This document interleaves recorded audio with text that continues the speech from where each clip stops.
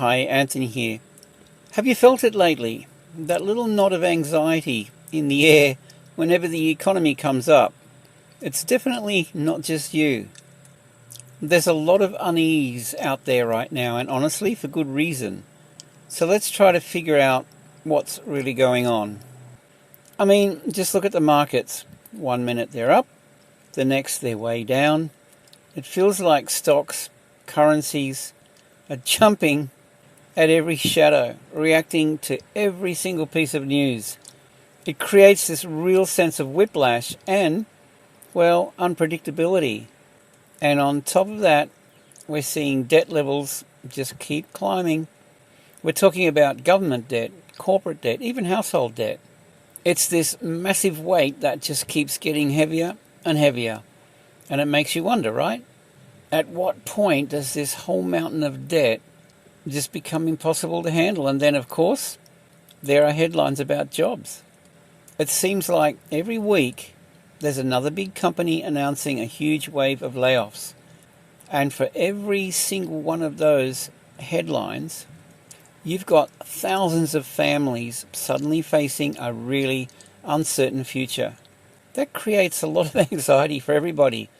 So all of this, the shaky markets, the debt, the job losses, it all leads to this one huge question that I think is on a lot of people's minds. Are we actually heading for an economic collapse? Let's get right to the heart of it. What even is a collapse? And are we seeing the real warning signs? Okay, first things first. We have got to get our terms straight. You hear people throw around the word collapse all the time. But what they often mean is recession. And let me tell you, they're not the same thing. A collapse isn't just a really bad recession. It's a completely different beast. Look, a recession is painful. There's absolutely no doubt about that. It means the economy slows down in a big way. People lose their jobs. Things just feel tough all round. But here's the absolute key. In a recession, the underlying system still works. The economy's sick, for sure. But it isn't fundamentally broken. And this is where that difference becomes so clear. In a recession, the lights stay on. Shops are open. You can go to the bank. Your money's still worth something. And the government can still function. A collapse, that's a full-on breakdown. That's where the core pillars of the economy, we're talking banks, the currency itself, the government's credibility, they all start to crumble. Why? Because trust, that invisible glue holding the whole thing together, is gone, completely lost. So how does an economy even get to that point? Well, it's almost never one single thing. A collapse is almost always a chain reaction, like a line of dominoes, where one failure triggers the next, and the next, and the next. So let's take a look at the anatomy of that breakdown. You know, it usually starts with a party, a big credit boom, where money's cheap and it's easy to borrow. So everyone, people, companies, governments, loads up on debt. Then comes the snap, some kind of shock that makes all that easy money dry up. And that triggers a crisis of trust. You might remember pictures of people lining up outside the Northern Rock Bank in the UK back in the day. That is a crisis of trust in action. From there, it just spirals. It becomes this vicious cycle, a negative flywheel, where job cuts lead to less spending, which leads to more people defaulting on their loans. And finally, governments have to step in with emergency measures, like when Greece imposed capital controls, basically limiting how much money you could take out of your own bank account, just to stop the entire system from completely imploding. You know, but beyond all the technical jargon and the economic models, there's a devastating human cost. What does a collapse actually feel like for the regular people who are just trying to live their lives. 25%. Think about that for a second.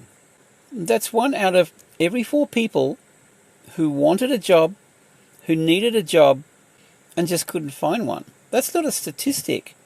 That is a societal catastrophe. Yeah, this really gets to the heart of it. Work is where the pain shows up first and hits the hardest. Widespread unemployment isn't just a side effect of a collapse. It's one of its defining features, and it just tears through families and entire communities. Then you have the complete destruction of money itself. Hyperinflationary collapse. Your life savings can be wiped out in a matter of weeks, even days. The money in your wallet becomes worthless paper. How can you plan for anything when you have no idea if a loaf of bread today will cost 10 times more tomorrow? And what happens when things get completely and utterly hopeless? People leave. For over 7.5 million people in Venezuela, the economic collapse meant leaving everything behind. Their homes, their jobs, their lives. It's one of the largest displacements of people on the entire planet. And it happened without a war. Now, as grim as all that sounds, economies don't stay broken forever. But the road back, the road to recovery, it's long. It's difficult. And it's almost always deeply political. It's basically a full system reset. So what does it take? Well, it takes drastic action on a whole bunch of fronts at once. You might need emergency loans from an organisation like the IMF. You have to deal with that huge mountain of debt that can't be paid, which often means forcing lenders to take a hit. If your currency is totally worthless, you literally have to create a new one. But fundamentally, all of this is about rebuilding the rules of the game to restore that one all-important ingredient we talked about before, trust.